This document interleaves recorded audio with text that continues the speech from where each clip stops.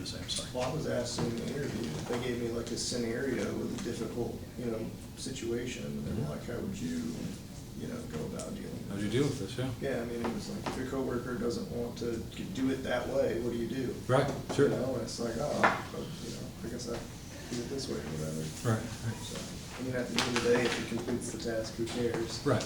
It's pretty much what I said, and they're like, no, right? Yeah. So I think this is a point that needs to be broken up into two parts. Essentially, one skill is dealing with all customers, the other one is dealing with difficult customers. What about the last point in sprinting? Excellent with multitasking with specific deadlines and attention to detail. It's one of the binding ones again. It's one of the bottom ones again. It's just like works independently with little or to no supervision. There's a bunch of different skills here he's trying to claim he has, but he has no context. And each one should be a separate skill with some context to back it up. He has no proof, right, that these are things that he can do. All right, so basically what you're going to do now is you're going to go and you're going to write a story. So here's part of a story I don't even remember. I think this was a year ago. One student who let me use his story. And this wasn't all of it. It was just a paragraph or so. The first job I ever had was at Chamber Custom Steaks LLC. On a typical day, I would go, don't worry about spelling errors and grammar. We don't care. We're never going to show this to anybody. This is your brainstorming dump. Don't let the language interfere with you getting the information down on the page. Okay? I usually would go out to the shop a little early and change out our gang rip. If I say gang rip in a resume, nobody's going to know what I'm talking about. Okay? So number one, we'd have to change the words so that we communicate to others about what it means, right? But there's probably something here. I highlighted this because it might suggest a skill. Now I don't remember what skill it actually was. I probably have it in my own notes. Let me cheat and look. Nope, I didn't put it in the notes. Teamwork. I guess I thought I would remember. It's not teamwork because nobody's there yet. In fact, this was just a small shop where he was the teamwork. one. Teamwork is covering for somebody else. What's that? It's covering for somebody else.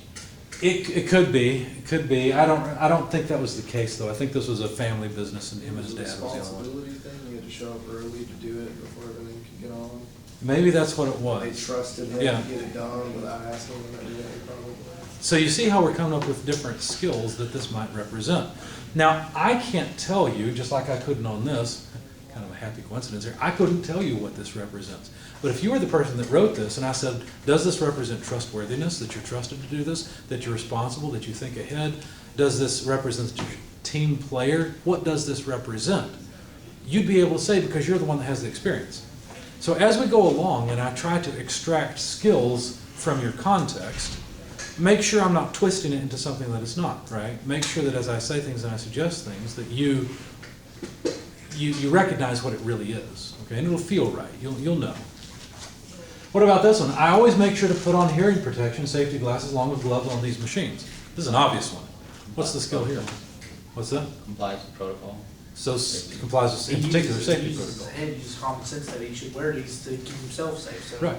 in an environment, you need to keep others safe by you being safe. Right. So it's a safety thing. And certainly we can talk about this and write that as a skill, which is a valuable skill.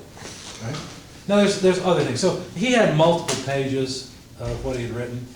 And this is another part to it, but there was more than that. Oh, part 3, part 4, part 5. I think I included all of that just to show you that you need something fairly long.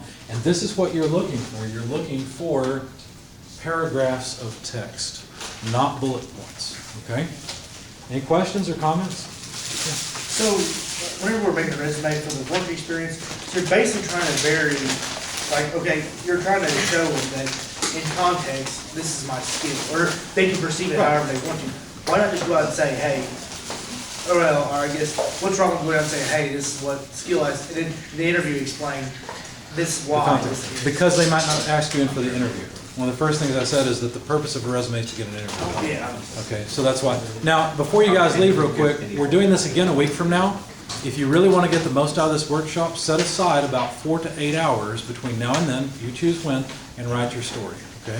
If you want me to send you the demo resume in the meantime, I'll be glad to do it, but you don't really need it yet. What you really need is to write your story, because ideally, next time when you come back, we'll spend about 30 minutes or so, and any of you that want to volunteer, I'll read your story and we'll start identifying skills, and we'll write out those skills into context so you can see how this is done. Okay, because really the work experience, in my opinion, is the meat and potatoes. And by the way, you can write out your experience on a project in school if you want to. Okay, that's fine. Because all you're really trying to do is have rich context that backs up the fact that you have particular skills that you can sell. Okay? I'll see you guys in a week then.